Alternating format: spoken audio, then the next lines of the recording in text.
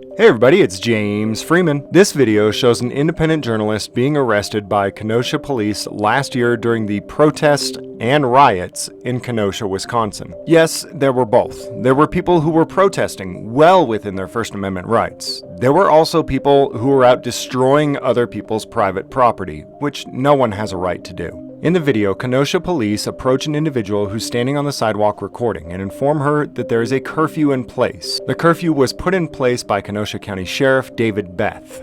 Anyone who violated the curfew was to be given a $200 citation and or be arrested if they refused to leave. Now, there were a number of legal issues with the curfew. While it is my personal opinion that no governing body anywhere at any time has the authority to issue a blanket curfew over adults, pretty much every governing body would disagree with me. From what I have seen, every single governing body on every level, from federal to state, local, and municipal, have an emergency plan, all of which include scribbles on paper that say that they can alienate people from their inalienable rights in the case of an emergency. The argument is that we wrote on paper that we can alienate people from their inalienable rights, and so it is. The justifications are, well, it's for safety, and don't worry, it's subject to strict scrutiny. In the case of the Kenosha curfews, it was determined later by a judge that the sheriff never had the authority to issue or enforce such a curfew in the first place. And I'm sure that many would argue that it's no big deal.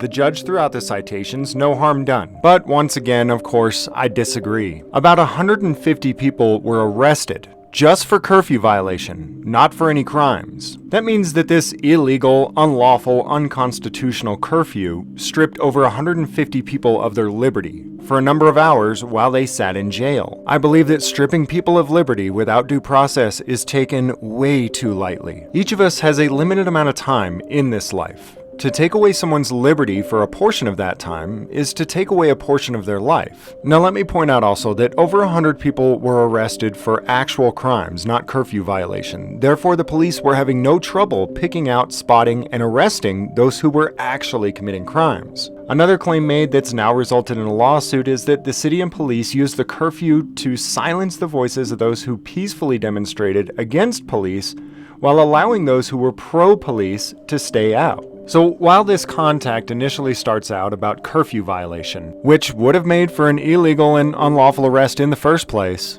that's not actually the reason for the arrest. The actual arrest was once again over the hurt feelings of a police officer. I won't walk over, I'll put you in the squad car and arrest you. Okay, right. Grab your stuff. I think it's fair to wait for I'm going to ask you one more time. Pick up your stuff and start. What I'm telling you is that you just got arrested last night and you're putting us in a fucking difficult position every time. Just don't be out here after curfew. We don't want to deal with it. Goodbye. There's nothing to report anyway. That's what we were trying to show her. Well, how long does it take? What is it? There's been nobody out here for a couple hours. Right, but after curfew, like from 6 o'clock on, there's been nobody here.